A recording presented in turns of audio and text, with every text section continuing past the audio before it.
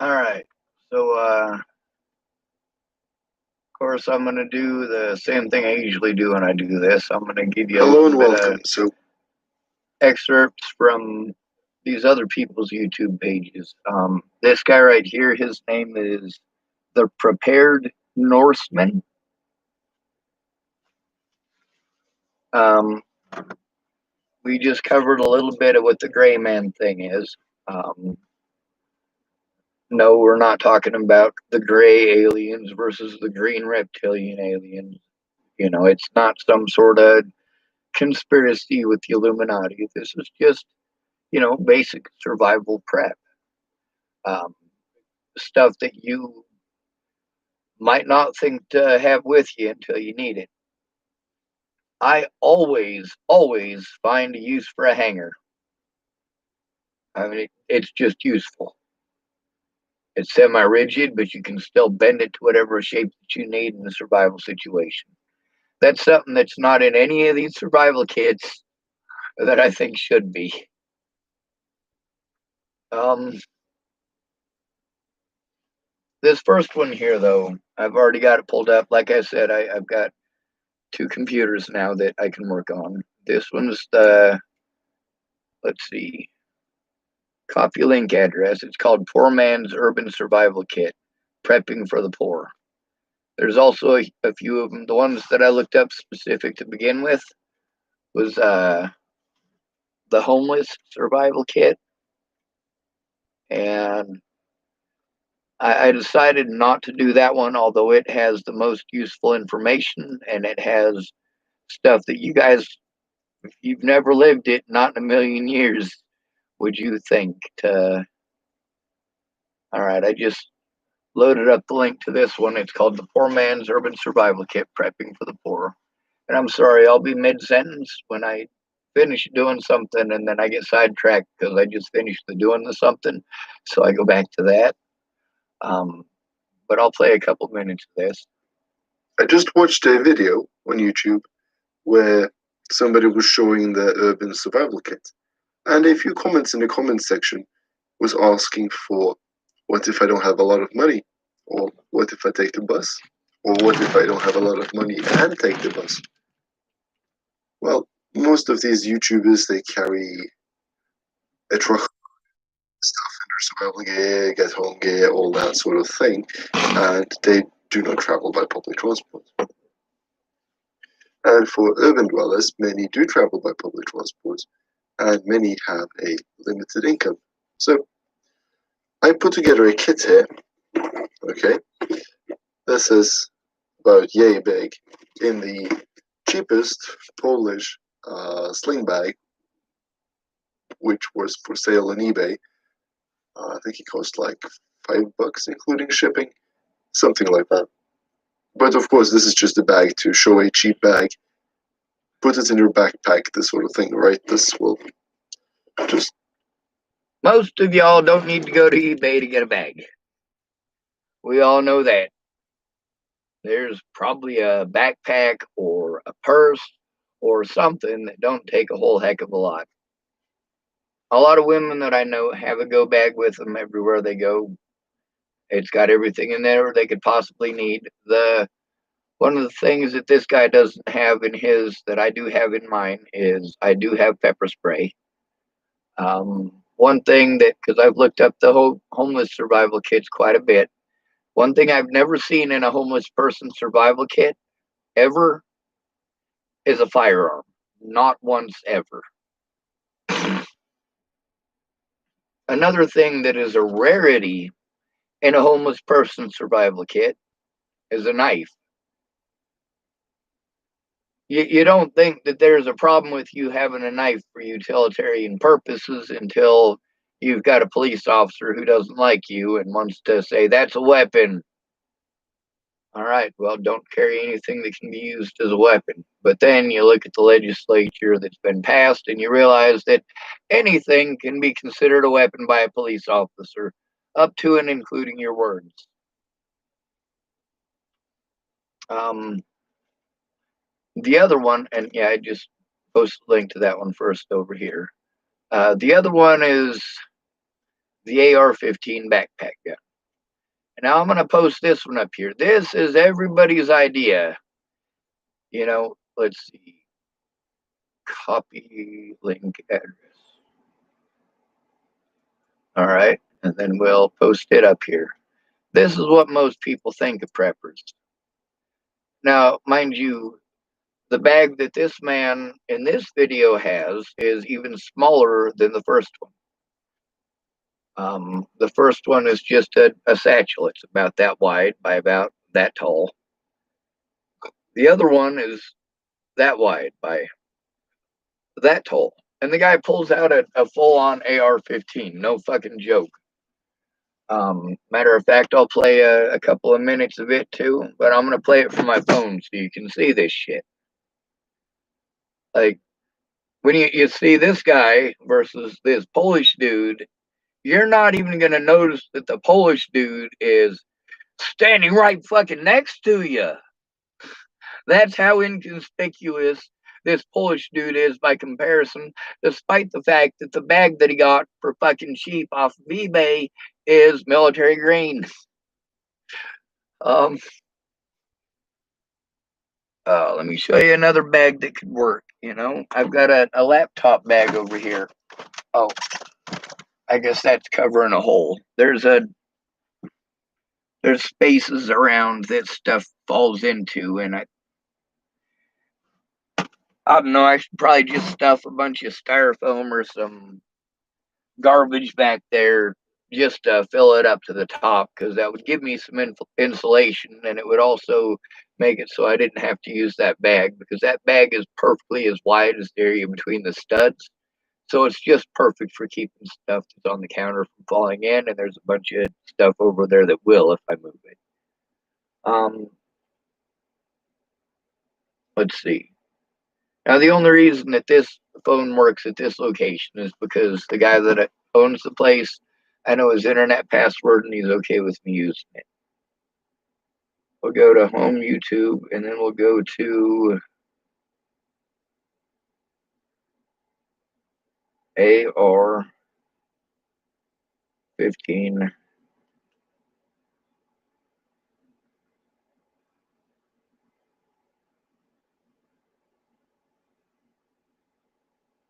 All right.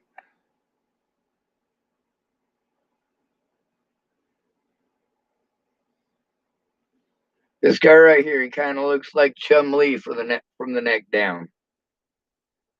This is... Hey, Cody, can I show you my new bag? And he's all excited about it, too, of course. Not yet. Check this out, dude. This is the new 511 something bag. I don't know what it is, but there's a lot of really cool stuff inside. You want to take a look? Yeah, open it up and let's see. So let's start off with the stuff that you do see. I'm going to just start taking stuff off of here. Got some 30-round magazines. What kind of mags are those? The Made in the United States Second Amendment magazines. Got a little number 2 on the bottom. It's red. Some of them say Trump on them. I've seen the Second Amendment. Got here. These are 30 rounders a piece. Oh, looks like I got another one. There's another one there. See, anybody does math very well? 8 times 30 is what? I'm not good at math today. 8 times 30 is? What's 3 times 8? 16. Nope. Told you, I'm not good at math today. All right, well, let's see what else we can find in here. Oh, there's something in the back. Let's see, is that it? No. I think it's behind this thing here. Now you notice he's pulled all that out of there already. Looks like we got a 60-round drum there. And another 60-round drum there. Well, we know 60 and 60 is how many rounds? 120. 120 rounds. And 3 times 8 is 24. Plus a 0 is how many? 240 rounds. Plus 160. 20 rounds is what? Honestly, I'm astonished that you're able to pull any of those out of that. That is not a very big bag. 240 rounds, right? And plus 120 rounds. You got one. 360? What? You said 240 right there. 120 is? Yeah, 360. 360. Awesome. Let me see if I can find anything else in this bag. Well, I mean, there's no point in carrying all that crap around unless you're going to find something that you can actually shoot it all with. So check this out. How dope is that? Everybody remember seeing these from time to time? Looks like you got the front part of something and a whole part of something. Look at that. That side folds. This is the Law Tactical joint It right even there. sounds like They Chumley. use them on all kinds of stuff. And normally, the cool thing about this, right? Normally what you see is you see these in a straight blowback pistol caliber. But this, as you can see, there's my little gas block, right, and gas tube right here. Take a look in here. Look at this collar. This is kind of a locking collar thing. It's kind of bizarre. This goes in here, and that barrel indexes like so. We pull down a little bit on this to make sure that barrel seats all the way down. That ratchets. And then it's ready You to wanna make shoot sure minus that- the magazine. You get it screwed in properly. All right, you want to see that reverse? No, not Push really. this button, and we unlock. The whole point of that was look at the size of the fucking bag on that. That bag is tiny. Look at all the shit he just pulled out of that, including a big ass motherfucking gun. So that guy, what's his idea? He's gonna rob everybody on the way home. Now there's that other guy that I was showing some of his stuff yesterday, and he did have in one of his videos, and most of them he doesn't have a firearm in his bag. He says I have my own carry, and he calls it a Second Amendment carry, but he has his own carry that he has a permit for, so he doesn't need that in his bag. He always has it on his person. But when you look at the homeless people's go bags, there's not a gun included in any of them. It's always important shit that you don't realize that you need, like a needle and thread. And if you've been homeless a while, you don't want to use thread anymore. You want to use dental floss because it works better, lasts longer.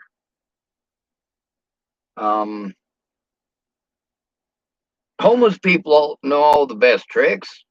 So where you guys are going to buy a $300 friggin' lantern that you have to buy a $20 plug-in to make it work for 20 minutes. We're going to take a soup can. We're going to poke some friggin' holes in the bottom of it. We're going to throw some friggin' pine needles in there on top of some sticks, and we're going to have ourselves a pretty decent fire anyway. Now, with you guys with all those little fancy burners that shoot these jets of flame and all that stuff, I mean, that's cool, you know, less soot. But, you know, when it comes down to having to pack that stuff out of there, you're going to be dropping shit off real quick. Most homeless people, they end up homeless with bags and bags and bags of stuff that they think they're going to hold on to for a couple of days, and then everything's going to be okay. Well, in that couple of days, you lose pretty much all that shit. And then you start accumulating the stuff that you need. You start sitting down and looking at that dude who's got the patches all over his clothes, and you're like, man, you look like a freak with all those patches. And then you start learning why those patches are there. Those because his pants were torn up. One dude, his pants were torn from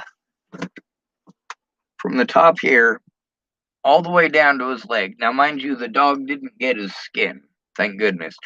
But the patch that he had to make for it, because the dog got a hold of it, and it tore like a 4-inch stripe all the way out of his pants, starting from the pocket down. The pocket was still there, but it went all the way down to the bottom, and the dog took off with part of his pants. So he had to make a patch, and all he had was a couple of socks and some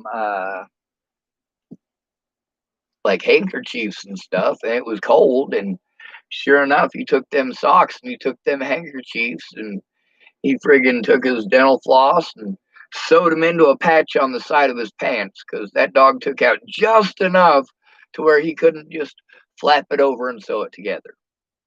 His leg was a little too big for that. A lot of these guys, with that dude with his AR-15, he thinks he's cool. He's thinking that, any situation that's going to show up is going to be SOCOM Special Forces, and, he's going to be better trained than the Navy SEALs because he's got this thing he spent a lot of money on making it fucking stupid. So that firearm right there, that is legal to own, only under very specific circumstances. And you have to literally have a manufacturer's license. You have to have a license to manufacture actual machine guns in order to own that thing. And that's even if it's semi-auto, you still have to have all of those licenses to legally own that thing. Do you have to have that license in order to have a flare pistol? Do you have to have that license in order to own a whistle? Do you have to have that license in order to own a Band-Aid? Do you have to have that license in order to have a few bucks in your pocket to get on the bus if you need be, or make a phone call? Do you have to have a license to have a telephone or an emergency phone card? And, now that I thought about it, a lot of you guys, now that there aren't public phones all over the place that you put change into, some of those don't necessarily apply. And that's sad too. Because a lot of times when you don't have a telephone or access to a telephone and you need a cop now, and then later on it's too late. They say, oh, well, it's too late to do anything about it. You should have called us before. Well, if I'd had the ability, goddamn. Now what's gonna go down if there's a violent situation? Let's say this dude with the AR-15 SOCOM bag. Let's say that the ultimate scenario that he's worried about, probably like the Russians coming down from outer space or some crazy shit like that, or it might be just economic collapse and everybody, wanting to harm each other. But the scenario that he has specifically got all of his fucking ducks in a row for is a shootout. This dude is not geared up towards saving his life or anyone else's. He is geared up entirely for a last stand. He is geared up entirely for, hey, if they're going to shoot at me, I'm going to shoot back. And really, the situation in that scenario, I would hope that you're trying to get the fuck out of there. The other one, there's no gun in it. Nothing that could even be construed as it. The closest he's got to a gun is a little Swiss Army knife that's this fucking big. This big.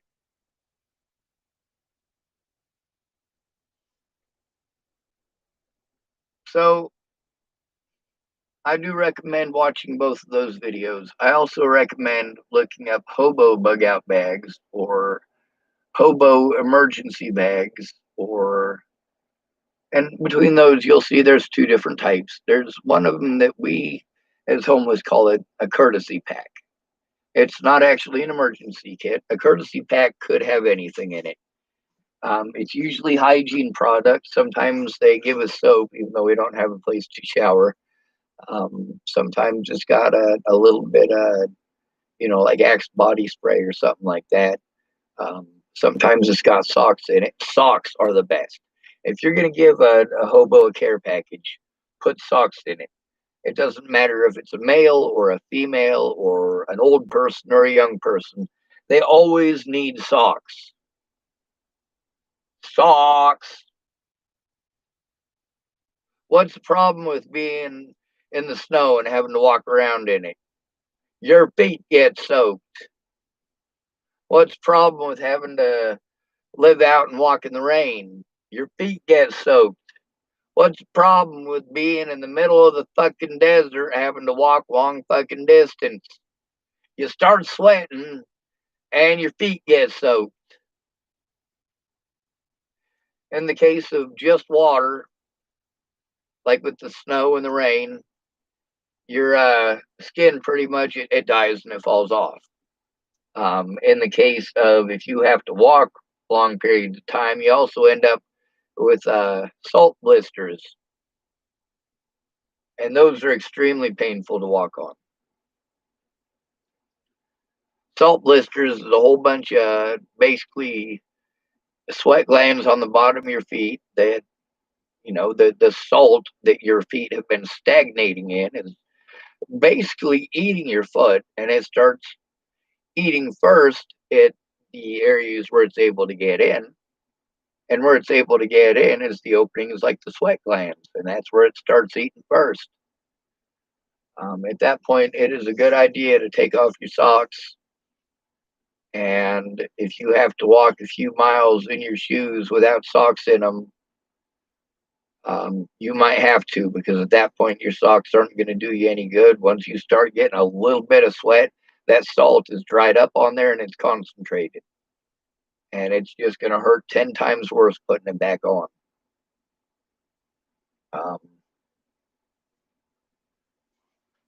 If you have a homeless survival kit, if you have a go bag or anything of that nature, and you know a homeless person or someone who has been homeless, have them look through what you got. Have them give you some suggestions on what might be useful. Because unlike these preppers that you guys seem so infatuated with on TV, who are, totally into the next foldable, how am I going to, go from being the guy next door to looking like the fucking Terminator. Like, no, dude, I don't want to be anywhere near that dude. That guy pulls out an AR-15. Who are people going to shoot at? Him. If you're standing next to him, yeah, you're not any fucking safer than he is. Now, here in Chapel, Nebraska, I say, if there's a situation here where I need a gun, that I'm not going to worry about it because everybody here has got a gun. I do mean that, because in that situation, it's not, me in the middle of New York City and I'm standing next to a guy who, his emergency protocol is to pull out a fucking gun.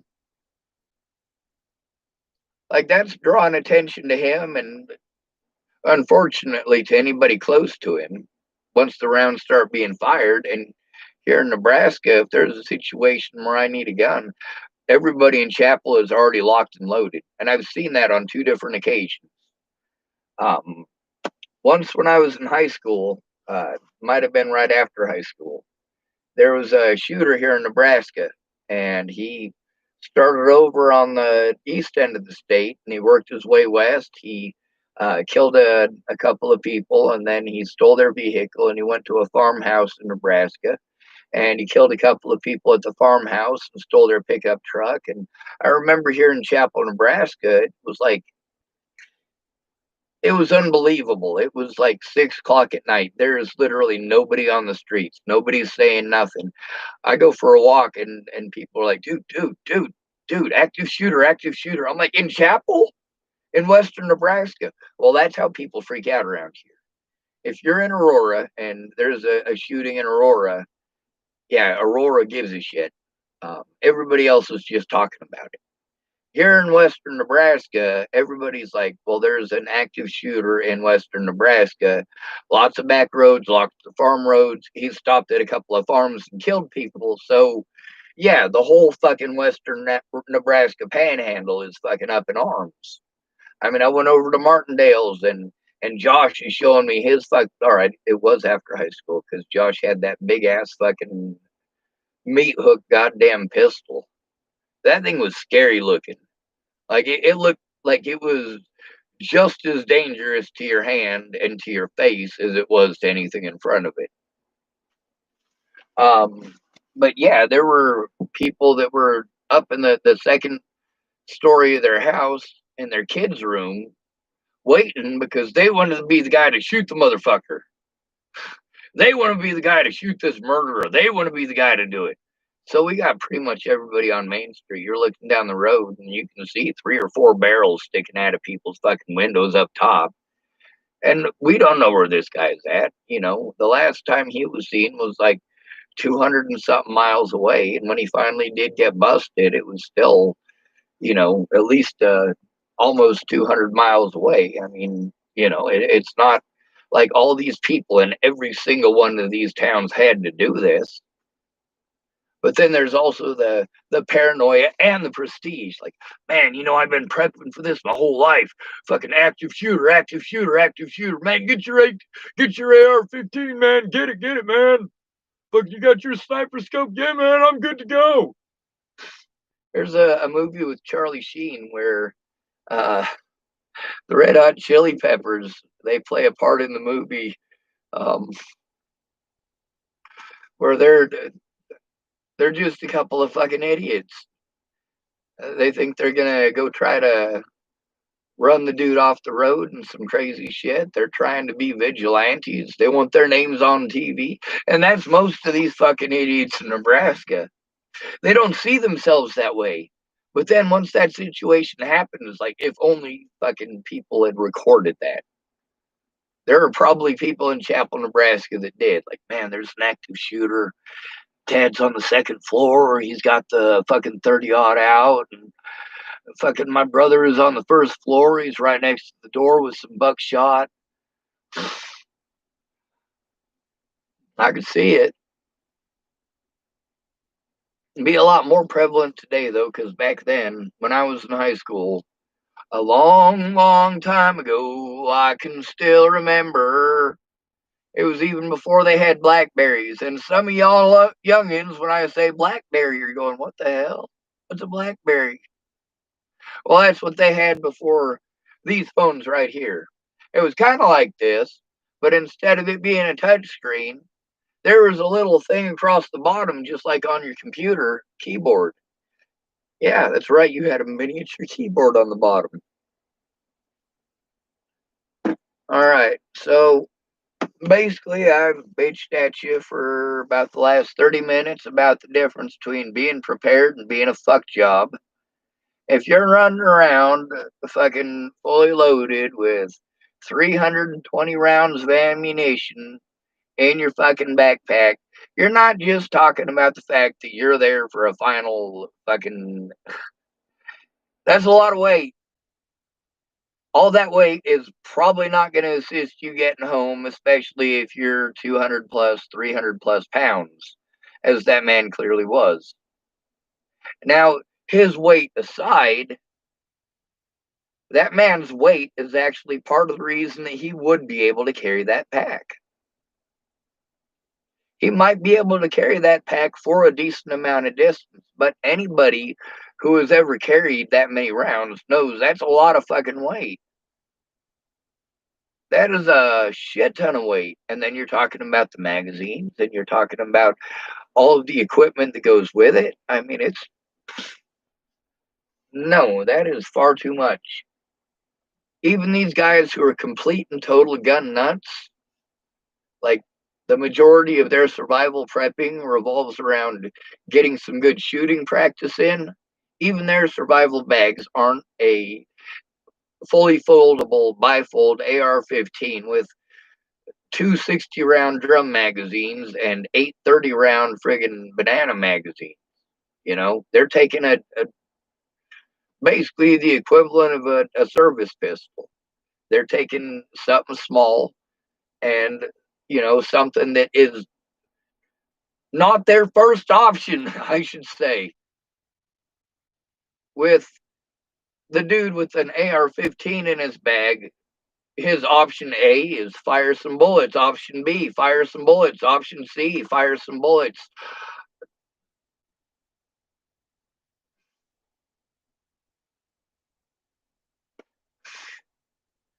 All these other guys, especially military guys who have been in these situations, even them, their bags. I mean, if you're in the military, you're taught to go to a military solution a lot quicker. You're taught to go to shooting at them rather than going the other way. If you're trying to protect your family, you don't shoot back. If you're trying to protect your family, you get the fuck out of there. That's what you're doing. You're not a coward for taking care of your family. You're not an idiot for taking care of your family. You're doing what you need to do to take care of your family, and that's what you need to focus on. Anything that takes away from that is not going to do you any good. Now, maybe if you get lucky, you might try to convince one or two of them soldiers to go along with you for your own safety and also for their medical training.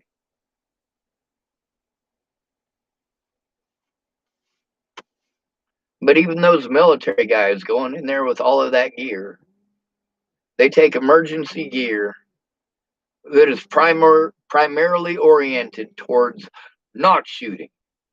You're talking about what happens if you're just trying to scout out the area, you fall down and you break your leg, or you get bitten by something, you don't know if it's dangerous, you fucking accidentally fucking cut yourself trying to crawl through some barbed wire, at a farmer's pasture. That's the thing, is that wherever wars are fought, it's not like we go, all right, well, we're going to go to Battle Zone 2 and we're all just going to meet there, okay, guys? Like, no, World War One, a bunch of farmers' fucking fields for the most part. World War II, same thing.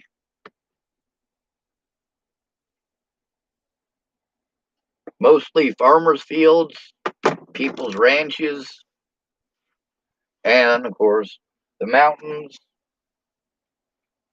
The only thing that's really all that puzzling is why the fuck did they spend so much on the desert?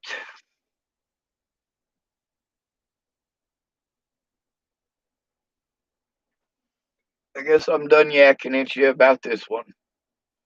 Y'all be safe. There was some other stuff I wanted to play for you, but really what I'm trying to get you to do is to look it up for yourself. Try to put yourself in those shoes and those scenarios and try to think of it as a little bit more realistic than SOCOM. I don't think that you and your mom and your little sister are going to be running around with ear and headpieces on, shooting zombies. I don't think that's that great of a likelihood. But, different strokes for different folks. If it's based on your opinion, fine. If the zombie apocalypse happens, then that's what you prepared for. Fucking, I'm glad. At least somebody did it. But it's better to be prepared for a lot of different situations. In most situations, you just simply don't need a gun. You don't need it. It's not going to last you long in a situation where you can't keep it fed anyway. You're carrying extra weight that's doing you no good. It's also hindering your ability to do anything else for yourself.